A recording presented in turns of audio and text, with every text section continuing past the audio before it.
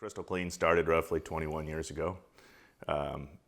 My wife Claire and my brother Tony just started knocking on doors, raised it up to about 400 accounts.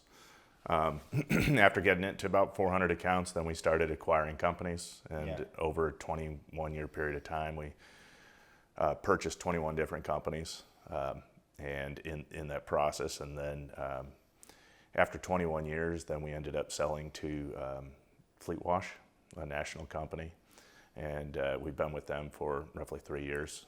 And so the first 2 years of being with FLEETWASH, they kind of left us alone and to do our own thing, and gave us some metrics to kind of meet. And then after that, on the third year, they started purchasing companies. So over the last roughly year, they purchased 7 additional companies, which has doubled our revenue, and come with its own growing pains. But yeah, that's been my last year or so, has been going through that process. Right. I was very interested to see what and how did that leadership propose the transition, right? How were they interested in bridging this? Because my dad works for us, my aunt does payroll, my brothers works for us. We do rope descension, swing stage scaffolding, aerial work platforms. High risk. A lot of our work is high risk. You can't make a mistake. A mistake means you die, right? Mm-hmm. In that, you have to understand that you're going to be supported in your systems, right? You're going to be supported in these things. And this company buying us, they don't hang from ropes, swing state. They don't do these particular skill sets, right? And so in that, we needed to know we were going to be supported.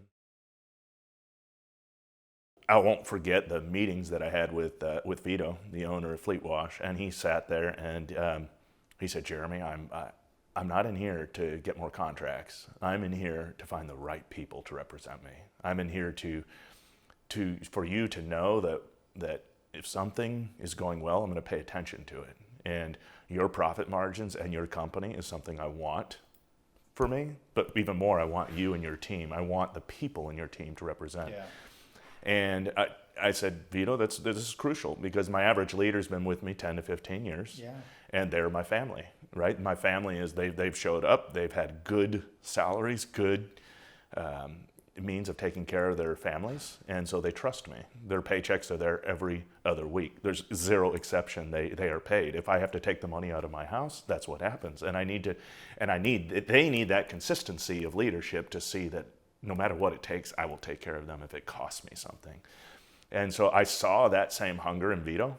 I saw that same drive, and the fact that I will take care of your family. And how he went about, I said, well, let's talk to my dad. What will we do? Well, what would you like him to do, right? And so this is what he's currently doing, and it's like, then he should continue doing that. And, well, what about the Christmas party, Vito? We have, probably between our Christmas bonuses and everything, it's a $30,000 event. What do we do? Well, we should probably keep doing our Christmas parties, right? Mm-hmm. And he's like, he goes, don't change anything. He goes, Jeremy, the success of this and the reason you're able to have a 25% profit margin is simply because the culture that you've created and the value that you've given your team and how that drills down to it.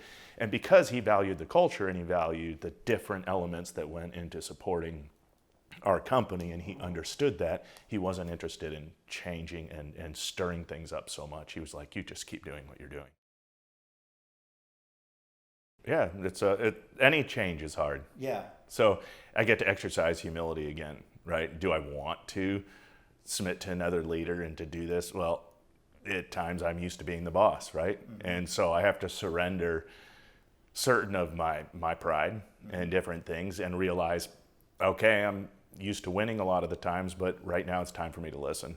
But the big change was me changing from an owner to an employee, right? Mm-hmm.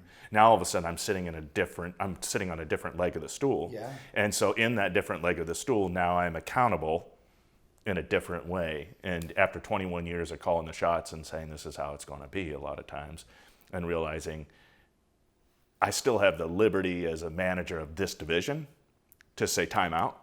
You're compromising safety, A, B, or C, or time out. It's costing profit margins. That's going to affect me and you, right? And so I get to still pull a red card, And but once a week I meet with corporate, and I go through this growing pains of listening and being able to speak at the same time, and collaboration, right? And so I've probably been their troubled child a lot of times because I always have something to say.